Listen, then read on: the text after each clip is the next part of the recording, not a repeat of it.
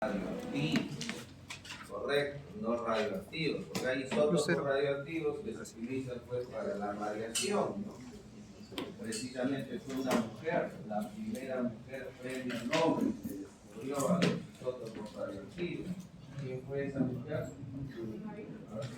La primera premio Nobel, que debe ser el orgullo para las mujeres. Correcto, ¿quién fue? Bien.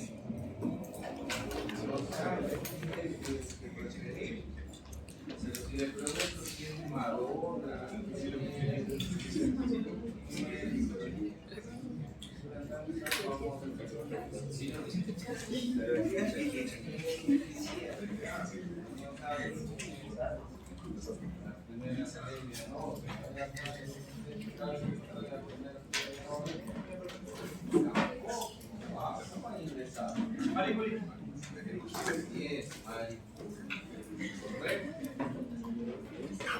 fue el primer premio Nobel, inclusive sus cuadernos están en una zona aislada con plomo porque todavía sigue emitiendo radioactividad. Correcto, eran dos científicos, dos esposos. ¿Cómo se llamaba el esposo? ¿Cómo se llamaba? A él le propusieron el premio Nobel, pero él dijo no, todo el crédito lo tiene mi esposa. Imagínense, una gran revolución para ese entonces, estamos hablando en los años 1908, 1909, ¿no? Que alguien reconozca que es su esposa la de la idea, ¿no? la que estaba siguiendo esa investigación. Y él dijo, ¿no? Si no le incluyen a ella, él no recibe.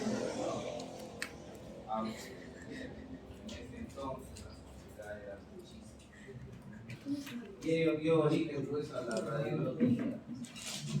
Entonces, esos isótopos como el uranio, el cobalto, son isótopos radioactivos. En cambio, para este método del agua doblemente marcada son isótopos no radioactivos, es decir, no generan radiación, que se utilizan precisamente para estimar el gasto energético. ¿Cuáles son los métodos que estiman el gasto energético en reposo? Es decir, el individuo tiene que estar en reposo.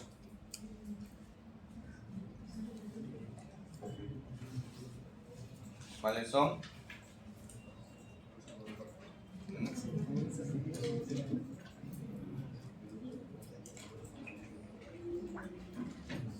A ver, estaba en las lecturas. Ojo, mis preguntas en el examen que viene, el examen creo que es el lunes, todas son de los artículos. No hay preguntas acá del PPT, todos son de los artículos. De los artículos que están en la ley. Indirecta, las fórmulas definitivas, todas las ecuaciones donde no tienes que estar en movimiento. Sí. Muy bien.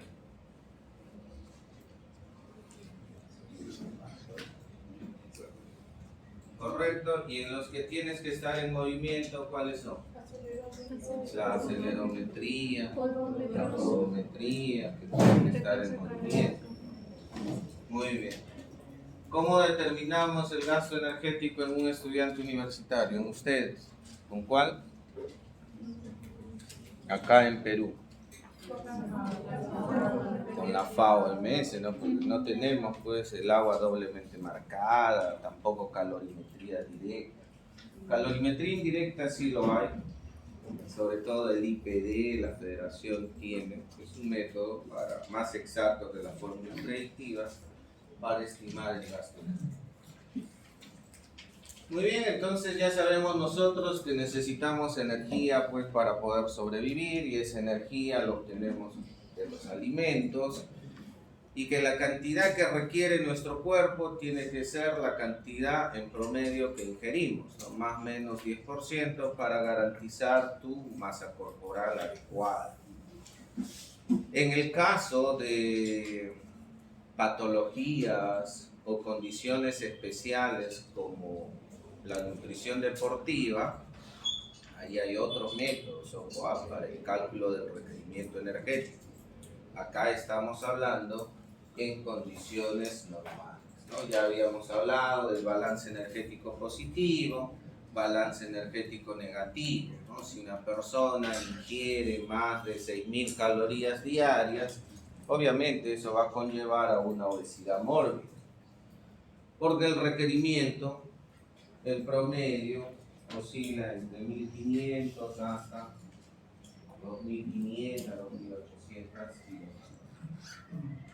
Y si alguien también consume kilocalorías por debajo de ese requerimiento, pues el organismo agota sus reservas. En primera instancia, reservas proteicas y luego la reserva de grasa.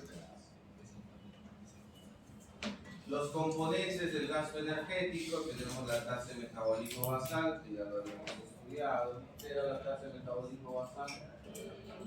¿Qué es la tasa de metabolismo basal?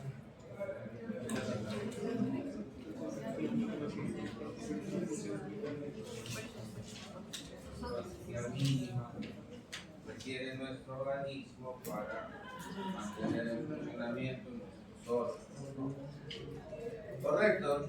Y también se influye el nivel de actividad física, que representa del 15 hasta el 50%. Incluye también el efecto térmico de los alimentos, pero algunas fórmulas predictivas, ya consideran dentro de la ecuación lo del efecto térmico de los alimentos. Por lo tanto, ya no hay que adicionar. Ya está. ¿Bien?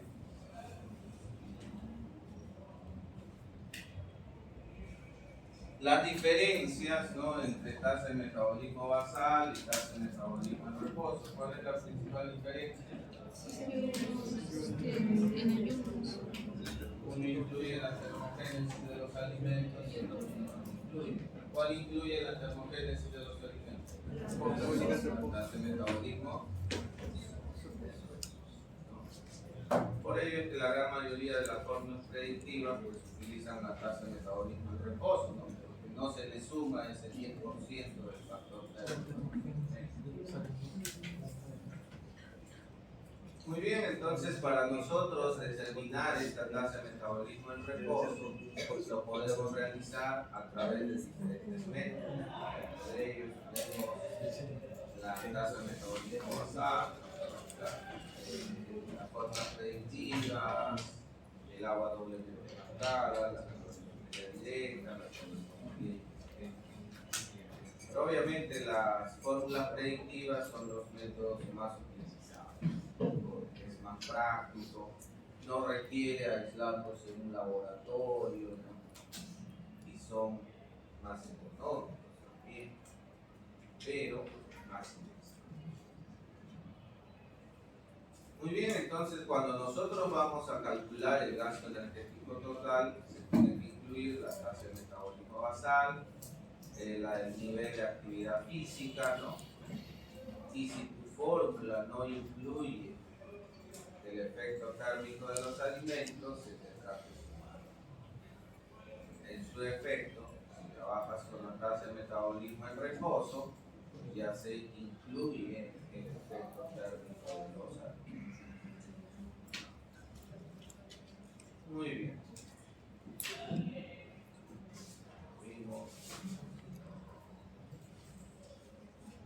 ¿Y cuáles son esos métodos, ¿no?, para estimar el gasto energético total? Pues acá tenemos los métodos en reposo y los métodos en no reposo. Los métodos en reposo, la calorimetría directa, la calorimetría indirecta, la bioimpedancia bioeléctrica y las fórmulas predictivas. Las que necesitan estar en movimiento son la acelerometría, ¿no?, la podometría y el agua doblemente marcada. El método ideal, el patrón de oro, es el agua doblemente marcada. Entonces tenemos que conocer el procedimiento, cómo es, cómo funciona. El individuo ingiere 200 mililitros de agua con isótopos no radiactivos, en este caso el deuterio y el oxígeno, ¿correcto? Deuterio y oxígeno. Y por una semana esta sustancia se elimina a través de secreciones. Y lo que se contabiliza es principalmente la orina. Entonces el individuo tiene que recolectar su orina por una semana para poder cuantificar cuántos isótopos radioactivos pues ha eliminado. Correcto, entonces es un método no invasivo, se puede utilizar inclusive en gestantes, en niños que están en la etapa de lactancia, y no genera ningún tipo de daño o lesión, ¿no? Entonces esto reacciona básicamente con el agua metabólica y con el CO2, que es el producto final del metabolismo, ustedes saben, de los macronutrientes. Correcto, entonces ese es el proceso en el cual se aplica esta fórmula, ¿no?, de los valores que te arroja el aparatito, la cantidad ingerida y la cantidad contabilizada en las secreciones de los radios. Se indica que el grado de error es de un 4%, pero es el método más preciso a la fecha. Eso no significa que de acá a 10 años este método siga siendo el gold estándar, probablemente ya deje de serlo, así como fue la calorimetría directa. La calorimetría directa fue el gold estándar hasta los años 2000 más o menos. Si ustedes leen un artículo de gasto energético de los años 98, 99, indican que el gold estándar era la calorimetría indirecta. Surgió este método y lo reemplazó. Correcto, entonces de acá a 10 años, 5 años, conforme avance la ciencia, probablemente deje de ser el método exacto, ¿no?, porque su error todavía es alto. En salud no solamente se utiliza el deuterio y el oxígeno como isótopos no radioactivos. ¿Algunos de ustedes les han hecho una resonancia magnética? Bien, ahí también se utilizan isótopos no radioactivos, que pueden ser el hidrógeno, el carbono, el nitrógeno, el selenio, el silicio, ¿no?, y otros. Este es el deuterio, es el isótopo natural estable del hidrógeno, ¿no? Y sobre todo pues se utiliza porque es el que se une con el agua metabólica, ¿no?, y no se ve afectado por el porcentaje de grasa, a diferencia del método de la alternancia eléctrica, que sí se ve afectado por la cantidad de reserva. Bien. Se aplica también una fórmula muy conocida por ustedes, ¿no? ¿Recuerdan? Concentración 1 por volumen 1 es igual a concentración 2 pero se tiene que tener el aparatito para poder medir la secreción, ¿no?, eliminada del deuterio, que es a través de la orina o a través de la secreción sanguínea. ¿Correcto? Fórmula, calcula, el aparato te reporta esos datos, ¿no? Y ahora vamos a ver el método de la calorimetría directa. Todos los seres vivos generamos energía. En este momento están irradiando energía. Ya los chinos indican, ¿no? Si eres una persona buena, dicen, ¿no? Irradias energía blanca. Pero si eres una persona conflictiva, envidiosa, tóxica o tóxico, tu aura de rojo. Bien, pero irradias. Correcto. Bien. Y la forma o el método para medir esa energía es a través de esto, ¿no? De la bomba calorimétrica. Así como se mide la energía en los alimentos, en escala pequeña, esto ya es a una escala. Contabiliza los gases que nosotros eliminamos, como son CO2, porque es el producto final del metabolismo de los macronutrientes. Bien, y el calor irradiado, el calor que emite un individuo. El problema es que este individuo tenía que estar pues por 24 horas, ¿no? En una cama. Y había muchos riesgos porque hay personas claustrofóbicas, ¿no? Que no les gusta estar solos y encerrados.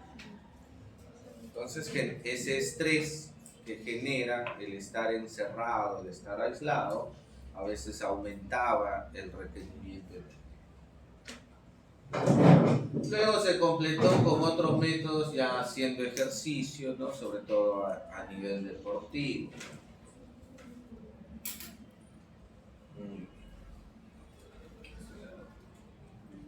El otro método para el cálculo del requerimiento del gasto energético es la calorimetría indirecta. Aquí nosotros utilizamos estas máscaras que fueron muy famosas ahora en este periodo de la pandemia, que muchos sobrevivieron gracias a esas máscaras, donde se les daba volúmenes altos de oxígeno. El equipo más famoso que fue desarrollado en la UNI fue el equipo Guairachi, salvó muchas vidas acá, porque no teníamos pues ventiladores mecánicos. En los hospitales solo hay 2 o 3. La cantidad de personas que necesitaban las camas UCI sobrepasaban nuestra demanda. Así es que ahí ingenieros de la UNI adaptaron y elaboraron esas cámaras de alto flujo y salvaron muchas vidas. Y precisamente con esas cámaras de alto flujo se contabiliza la saturación del CO2, porque al final el producto final del compuesto de los carbohidratos, ¿cuál es el producto final? ¿Cuál es? CO2, agua, acetil-CoA, ¿no? En el caso de la grasa, también, ¿no? Y en el caso de las proteínas, ¿cuál es el producto final? ¿Sí?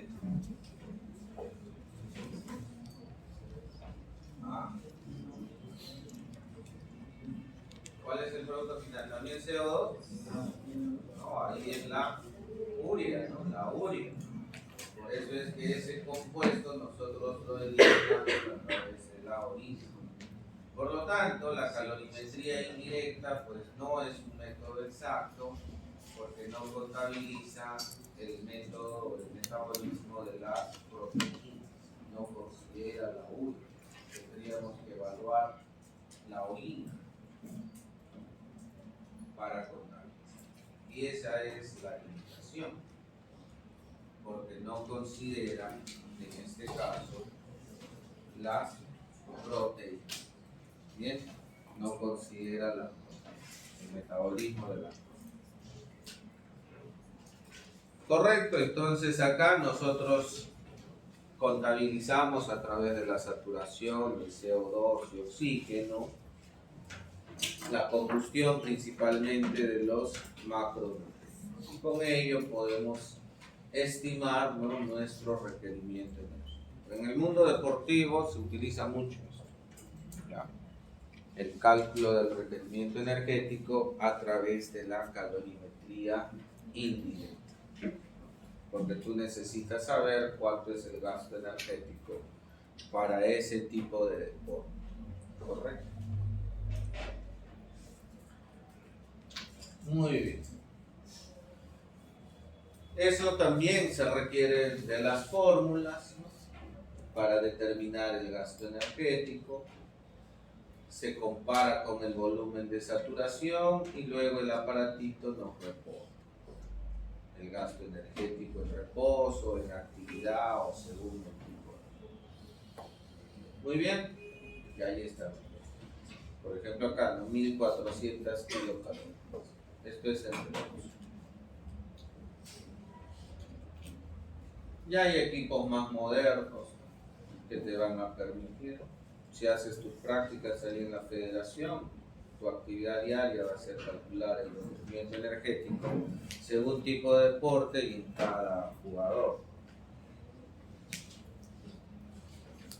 Otro de los métodos que nos permite también estimar el gasto energético, pero tenemos que estar en movimiento, es la acelerometría, que trabaja con un geolocalizador donde tú lo programas con la geolocalización, estás en ese punto y en cuánto tiempo logras llegar a otro punto.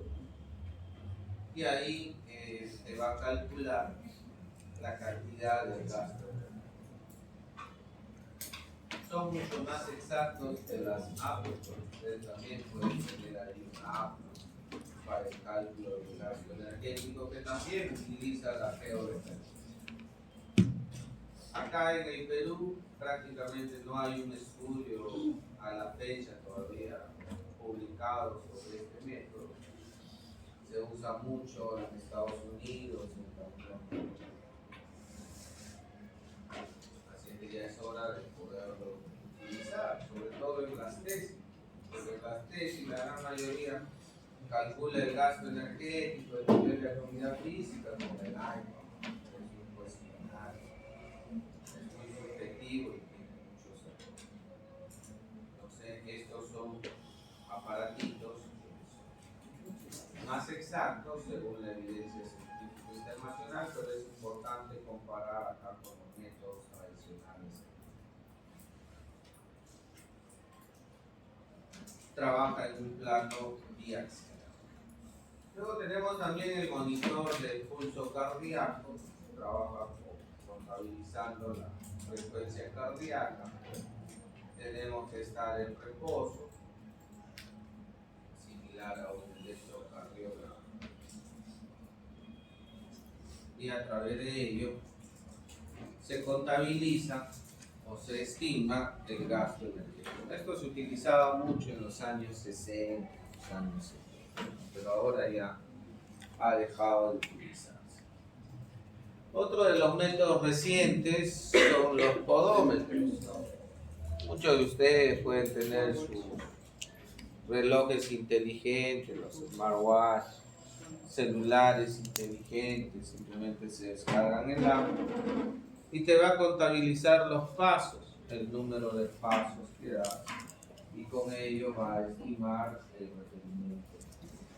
Pero todavía estos métodos tienen muchos errores.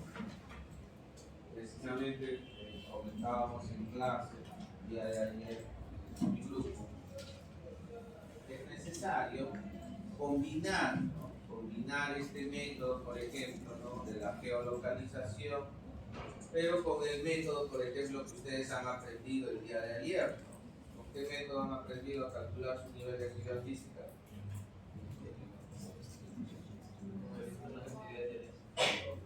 Es el método de la PAO-MS. Ustedes han detallado todas las actividades que han realizado el día anterior, se da una puntuación y te estima tu nivel de actividad física real. Entonces puedes comparar o puedes combinar, se puede combinar ese método con un aparato formato tecnológico. ¿Quiénes son los encargados de hacer ello? Los que conocen programación. Entonces yo le decía pues allá a mi alumno o a las alumnas, no busques a tu enamorado acá y vas a perder el tiempo. Anda ingeniería de sistemas, ingeniería de software, consigue ahí un enamorado, una enamorada. Porque allá están los programadores, pero ¿qué les falta a ellos? Las ideas. Saben programar, pero no tienen idea. Porque están en su mundo de la computadora. Entonces, ¿qué necesitan? Ideas. Tú tienes la idea. No. Y obviamente eso se comercializa. Ustedes el próximo ciclo van a llevar, el próximo año van a llevar el curso de gestión en servicio de administración.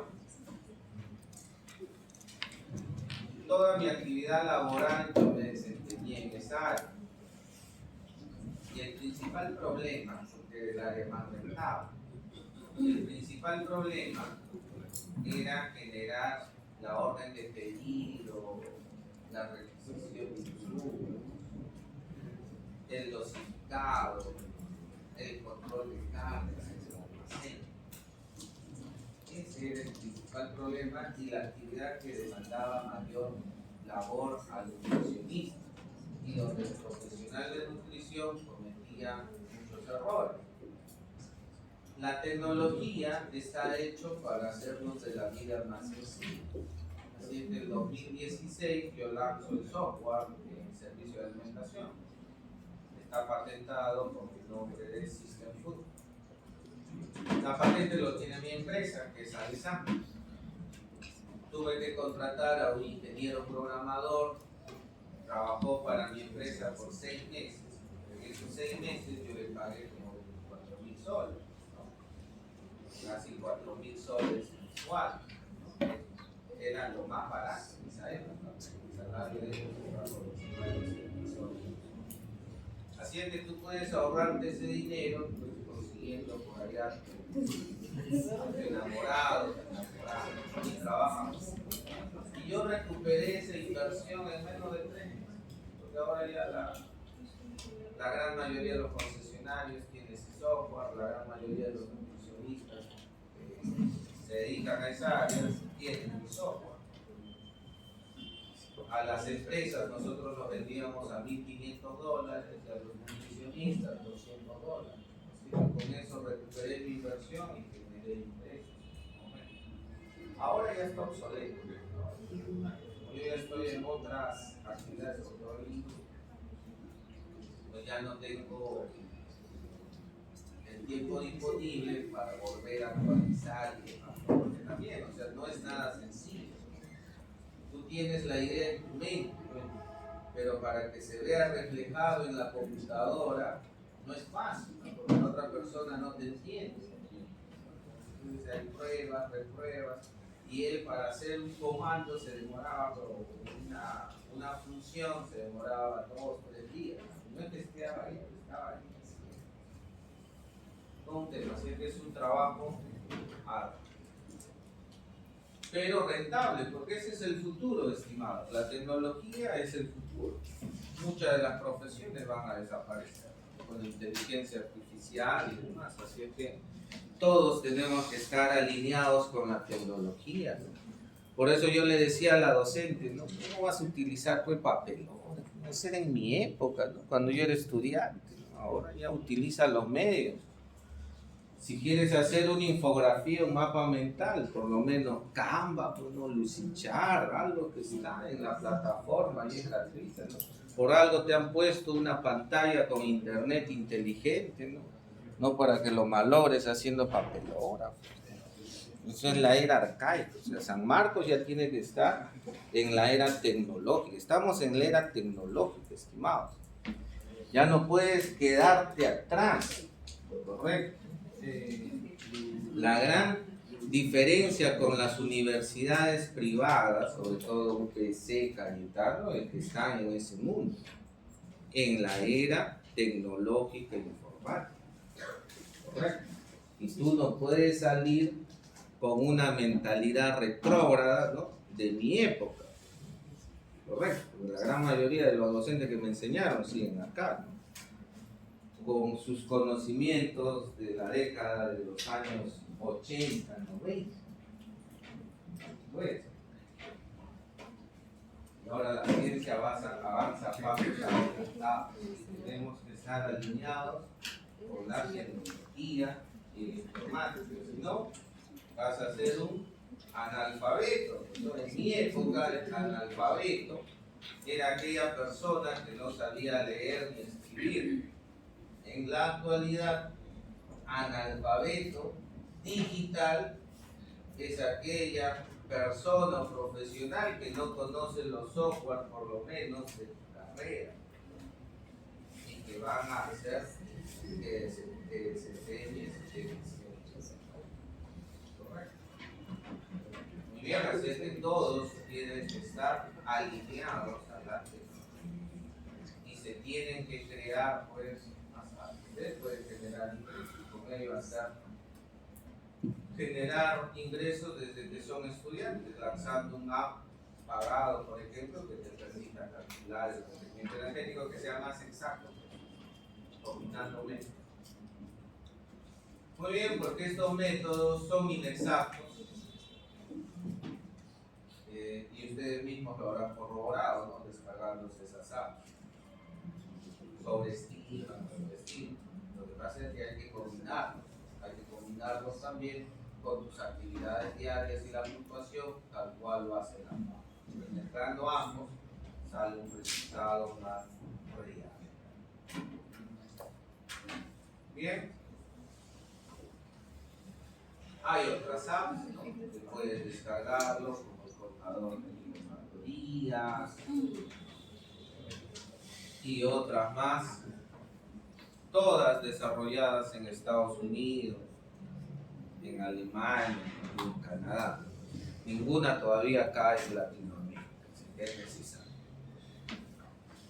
Bien, y obviamente no solamente es desarrollar el app, ¿no?, sino también hacer investigación, comparar ese método con los métodos tradicionales para ver si existe o no existe diferencia significativa y si el método es más exacto.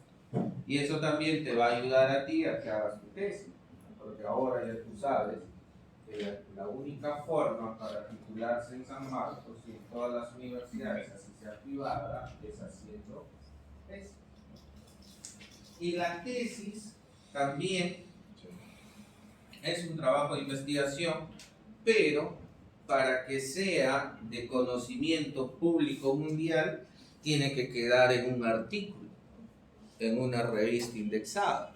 Ustedes han leído ese artículo de perfil de nutrientes, ¿no? ¿Han leído o no han leído? 2 preguntas van a venir de ese artículo. ¿Correcto? ¿Y saben quiénes son los autores principales? ¿Quiénes son? Es un artículo del 2023, publicado en una revista española de nutrición clínica y dietética, en la cual compara el perfil peruano del MAP, ¿no?, con el de la OPS y el modelo uruguayo. ¿Quiénes son los autores?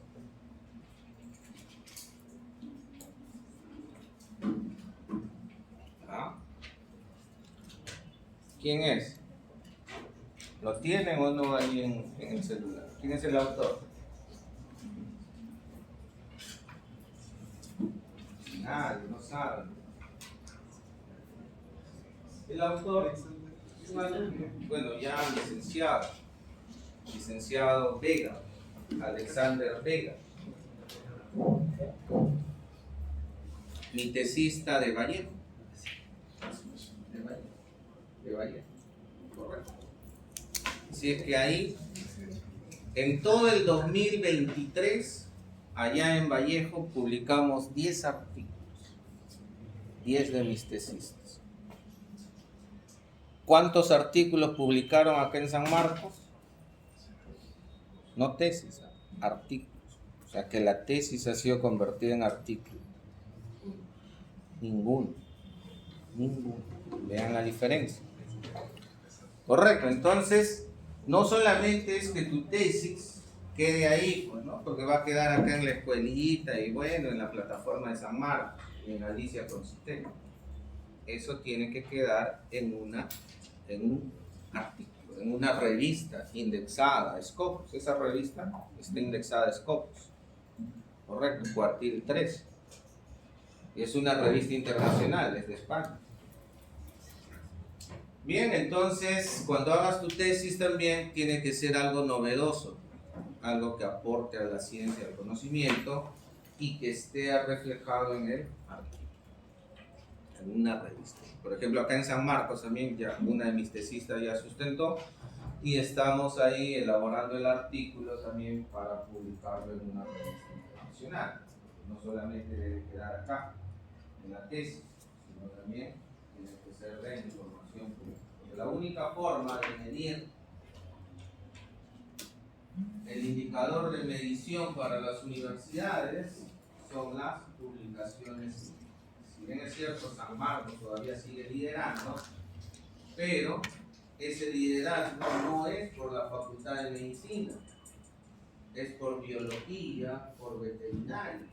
Ahí están los científicos y farmacia. Correcto. Y eso es un jalón de oreja para todos. Sobre todo acá en la Facultad de Medicina son pocos los artículos que se hacen. Y eso lo estamos analizando ahí en el vicerrectorado. ¿Por qué biología si publica 50, 70 artículos al año en cada promoción? ¿No? Y acá en medicina, que somos casi 5 veces más que la Facultad de Biología, solo 10, a lo mucho 12 artículos. Y en nutrición, ¿no? Cada 3 años un artículo. Pues, con estudiantes. Entonces, ahí están las ideas. Acá en este curso se te está dando qué es lo que falta, qué es lo que es necesario. Y ya de repente alguno de ustedes lo puede tomar como idea para realizar su trabajo de investigación y eso fácilmente puede ser publicado. Si nosotros revisamos las tesis, ¿no?, de San Marcos, de nivel de actividad física, la gran mayoría utilizan estos métodos. Yo les digo, oye, pero a veces cuando soy jurado, ¿no?, y me tocan eso, ¿cómo vas a medir el gasto energético? Con el iPad. Pero en segundo año no se te enseñó el método de la FAO, al menos que es más exacto que esto lo del iPad. ¿Por qué no lo has utilizado? No, es que es más complicado y bueno, tenía el aval de mi asesor, ¿no? Bueno, lastimosamente pues esa tesis va a quedar acá porque ninguna revista te va a aceptar con el método iPad, ¿no? Porque de eso ya hay muchos estudios. Entonces, si algo ya está muy estudiado, definitivamente que ya no tiene ningún aporte al conocimiento. Y ninguna revista, si sea peruana, no lo hace. Correcto, entonces hay otros métodos sencillos, a ver, estimado, que te permiten calcular el gasto energético a través de preguntas de autocuestionario, en la cual le preguntas cuántos minutos caminas, qué actividad de esfuerzo realizas, ¿no? Y ese es el cuestionario internacional de actividad física, que es el IPAC. Hay otros, ¿no?, pero el más usado, que se utiliza internacionalmente, es esto, el IPAC, pero es subjetivo y tiene muchos errores, ¿no? Entonces ya ustedes por lo menos han aprendido otro método, que es el de la FAO, ¿no?, que es mucho más exacto que este cuestionario. Entonces, si en algún momento vas a hacer una investigación utilizando o determinando el nivel de actividad física, por lo menos utiliza pues el de la FAO, no el año. Hay otros, ¿no?, de cuestionarios, son preguntas, ¿no?, calculas los metros. Las fórmulas predictivas que ya las conoces, ¿no?, la de Harris, solamente vamos a precisar las diferencias. La de Harris y Bennett sobreestima la tasa de metabolismo basal entre un 10 a un 15%. Si lo aprendes es por historia, ¿no? Porque ya tiene más de 100 años, ya está obsoleto. La de Kenouil, porque es importante, porque utiliza factores atmosféricos, ¿no? Pero luego se demostró de que estos factores atmosféricos sí influyen, ¿no? Pero mínimamente, sobre todo en la termogénesis. La ecuación de Cunningham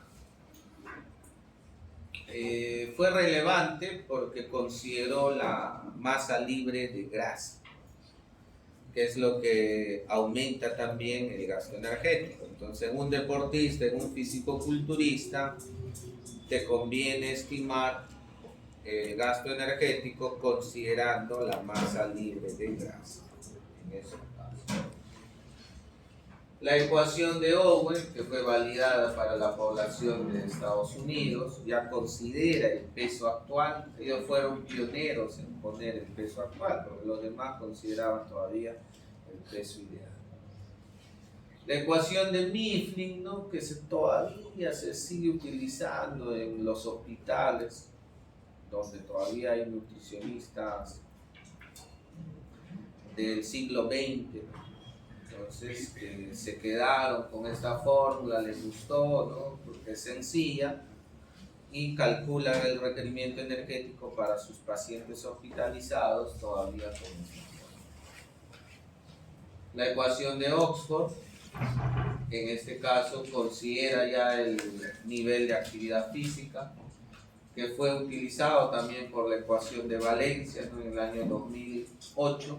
Si ustedes van a Europa, España sobre todo, van a trabajar con esta ecuación para estimar el gasto energético. Luego tenemos la ecuación de la FAO-MS, pero del año 85, ¿no? El cual fue actualizado. En el año 85 se propuso esta fórmula. Luego se realizaron investigaciones y se modificó las fórmulas predictivas, porque precisamente se comparó con el agua doblemente marcada y se trató de acercar fórmulas que no demuestren una diferencia significativa con el agua doblemente marcada, ¿no? Es así que tenemos esta fórmula que se utiliza actualmente para el cálculo del requerimiento de la población peruana. Considera el peso actual siempre y cuando te encuentres en un estado normal, ¿no? Si estás en sobreestimación, sobrepeso, obesidad o desnutrición, hay que trabajar con el peso ideal, ¿no? Aunque algunos también dicen, ¿no? Con el IMC corregido, pero ahí ya depende del criterio, más el criterio profesional. Puedes trabajar con el peso ideal o el IMC corregido. Luego tenemos la ecuación de Estados Unidos y Canadá vigente, ¿no? Está en el libro Krauss, en la cual acá ya no se calcula la tasa de metabolismo basal, ¿no? Automáticamente calculas el gasto energético total. De repente alguno de ustedes se va a trabajar a Norteamérica y van a determinar el gasto energético con esta fórmula. Esta fórmula es para adultos, ojo, mayores de 19 años. En el libro de Krauss o en la lectura también ahí que se les ha proporcionado, ahí están la fórmula para otro grupo etario. Correcto, ahí tenemos otra fórmula para niños, para preescolares y también para adultos. Muy bien, entonces ustedes ya compararon también las diferentes ecuaciones utilizando su NAF real. Hay diferencias, no con todos te sale exacto. Recuerden que han sido diseñados en diferentes poblaciones, ¿no? La de Estados Unidos es un poblador americano-canadiense. En cambio, la de la FAO ha considerado prácticamente 20 países a nivel mundial, ¿no? Entre ellos la India, consideraron China, de acá de Latinoamérica, Ecuador y así, ¿no? Y realizaron ese estudio. Correcto, entonces para nosotros trabajamos pues con la ecuación de la FA-OMS. Acá en el Perú también se realizó un informe publicado el año 2012, que lo tienen en las lecturas, ¿no? Que es el cálculo del requerimiento energético para la población peruana. Que tienes que leerlo de manera obligatoria. Entonces ahí se resume lo que nos indica la FAO. ¿Correcto? El libro de la FAO lo tienen en inglés, entonces la versión resumida, comprimida y adaptada es ese informe, ¿no? Pero que está hecho en base a la FAO. Considera así ciertos elementos relevantes que van a venir en tu examen, por ejemplo. En el examen vienen aspectos teóricos y aspectos prácticos. Se les va a dar casos. Calcule el requerimiento energético de una gestante con 5 meses, con el peso pregestacional tanto, su ganancia de peso tanto. Entonces tú tienes que estimar la cantidad de energía y la cantidad de proteínas. ¿Correcto? Y eso lo vas a hacer con la ecuación de la FAO. ¿Bien? ¿Todas van a ser personas con su IMC adecuado o vamos a tener...? No, tienen que analizar el caso. No todos les voy a dar en condición. Y en el caso de que el IMC salga con sobrepeso o obesidad, ¿vamos a corregirlo? Claro, tienen que corregirlo. Ya le estábamos mencionando. Tienen que trabajar con el peso ideal. Muy bien.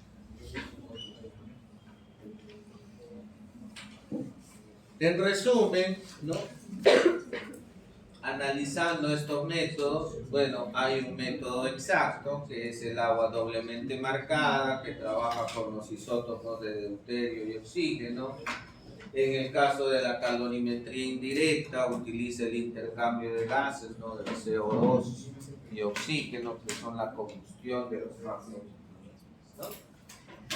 Y acá nosotros podemos analizar las ventajas y desventajas, que está también en un artículo, ¿no? Que tienen que leerlo porque de ahí van a venir varias preguntas, ¿no? ¿Cuáles son las ventajas del agua doblemente marcada, ¿no? Que es el método de alta precisión, pero es el más costoso? Esa es una desventaja. No hay acá en el Perú. Esa es otra desventaja, ¿no?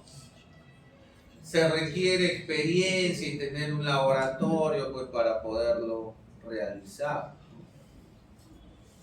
En cambio, con las fórmulas predictivas no requiere ningún laboratorio. La calorimetría directa es el más preciso para cuantificar la tasa metabólica, ¿no? Porque te calcula el calor externo. Alto costo. Y se requiere que el individuo se encuentre 24 horas, pues no en una cama. Que a veces tienen miedo nada más de hacerse una ecografía o un electroencefalograma, no una tomografía, nada más cuando entran a la cámara, muchos ya están gritando, claustrofobia.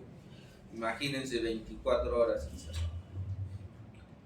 La calorimetría indirecta es un método preciso, se utiliza en el ámbito deportivo, en el área clínica también se utiliza, combinando con fórmulas predictivas. Nos va a proporcionar información, ¿no? Sobre los combustibles metabólicos que se queman, porque está considerando el CO2 y el oxígeno, ¿no? Y permite el gasto energético en el entorno del campo. Las desventajas: un costo elevado y se requiere un personal capacitado. ¿Bien? Luego tenemos la acelerometría. La acelerometría que sí nos mide, sobre todo objetivamente, el nivel de actividad física. O sea, la acelerometría no es tan exacto para el gasto energético, pero sí para calcular tu nivel de actividad física. Ahí sí muestra exacto. Lo puedes utilizar en el campo, en el laboratorio, ¿no? Es relativamente económico, ¿no? Porque los dispositivos están menos de 200 soles, baratos. Las desventajas o limitaciones es que son métodos inexactos. Se tienen que combinar con las ecuaciones predictivas, ¿no?, para darle exactitud. Por eso yo les hablaba, ¿no?, de un app que combine ambos métodos, ¿no? De la FAO más el dispositivo de la acelerometría sería más exacto. Luego tenemos el monitor de pulso cardíaco, de frecuencia cardíaca. Sí, es una herramienta objetiva, ¿no?, para la medición de la actividad física y gasto energético. Su costo es bajo, ¿no?, porque se utiliza el electrocardiograma. Método no invasivo, pero muestra error sobre todo en personas con estilo de vida sedentario. Y también si la persona tiene alguna válvula protésica o algún implante, no los implantes de silicona, esos implantes mamarios, ¿no?, son implantes metálicos, ¿no?, por ejemplo, por una fractura, un perno, un implante de titanio en el diente, entonces ello altera el valor. La podometría es un método económico no invasivo, ¿no?, que te mide los pasos que uno determina. Calcula también, es el más exacto para el nivel de actividad física, ¿no? Pero si la persona empieza a correr o tiene pasos acelerados, ya no te permite calcularlo en forma exacta, solo mide pasos. Y luego tenemos los métodos de autoinforme, ¿no? Dentro de ellos tenemos el AIP. Es subjetivo, porque de repente la persona sale a correr, pero 2 veces por semana, ¿no?, y ahí te marca todos los días. Y encima solo sale a correr media hora y te pone 2 horas. Entonces sobreestima el nivel de actividad, porque tú no lo puedes cuantificar, solamente está sujeto a lo que te indica el paciente. Bien, así es que son los métodos que tienen más error, ¿no? Y si nosotros analizamos las tesis de San Marcos de los últimos 10 años o 20 años, que evalúa gasto energético, nivel de actividad física, todos, sin excepción, utilizan el 100%, el método inexacto. Te servirá para la tesis, pero para la publicación en una revista de ese artículo, no lo sé, ni siquiera en una revista nacional. Bien, entonces también cuando hagan su tesis, hagan su investigación, hagan algo novedoso, que tenga un aporte a la ciencia y que sea aceptado por una revista, ¿no?, que no solamente termine en la tesis, sino en un... Bien, porque así volvemos más prestigioso a San Marcos y mantenemos el liderazgo. Y no solamente seguimos dependiendo de los estudiantes de biología, de farmacia y bioquímica y de veterinaria. En la actualidad, si San Marcos sigue liderando el top en publicaciones el año pasado, es gracias a medicina veterinaria, a biología y a farmacia y bioquímica. Porque en esas facultades, de los egresados, el 90% de las tesis terminan en arte. Acá en medicina estamos en el 2%, 90% comparado con 2%. Y acá en nutrición, ya les mencionaba, cada 3 o 5 años, una tesis se convierte en artículo. Imagínense, ¿ustedes cuántos son?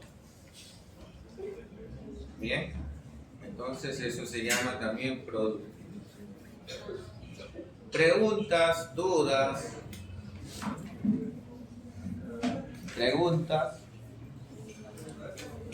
consultas, dudas. Preguntas, estimados, porque ya su examen es el lunes, ¿no? Sí. Bien. Preguntas. El examen práctico, ¿con cuántas preguntas se hará? El número de preguntas depende de la responsable del curso, ¿no? Usualmente son 10 preguntas, ¿no? Aunque a veces, lo que pasa es que la doctora Margot no asume el curso desde el 2021, no, 2020. El 2020 considero creo que solo 5. Pues ahora no se sabe. Igual yo le voy a mandar ahí mis preguntas. Me ha solicitado 24 preguntas. Correcto, entonces ya depende de ella seleccionar. Y aparte ha solicitado preguntas a los docentes de práctica también. Correcto, lo cual eso es positivo, ¿no? Porque así se tiene un mix y un docente hace la selección. Igual cuando yo también soy docente responsable, solicito preguntas a todos mis docentes de práctica y de ahí yo evalúo y considero cuáles son las que van para el examen, ¿no? Lo ideal es no repetir las preguntas del siglo pasado, ¿no? Porque ya todos ustedes pues tienen esas preguntas. Nosotros también ya sabemos que tienen su banqueo ahí. Bien, así es que en mi caso trato de no considerar esas preguntas y siempre sacamos de los alumnos. ¿Correcto? Bien, ¿alguna otra pregunta? ¿No hay? Muy bien, entonces con ello, a ver. Ángel.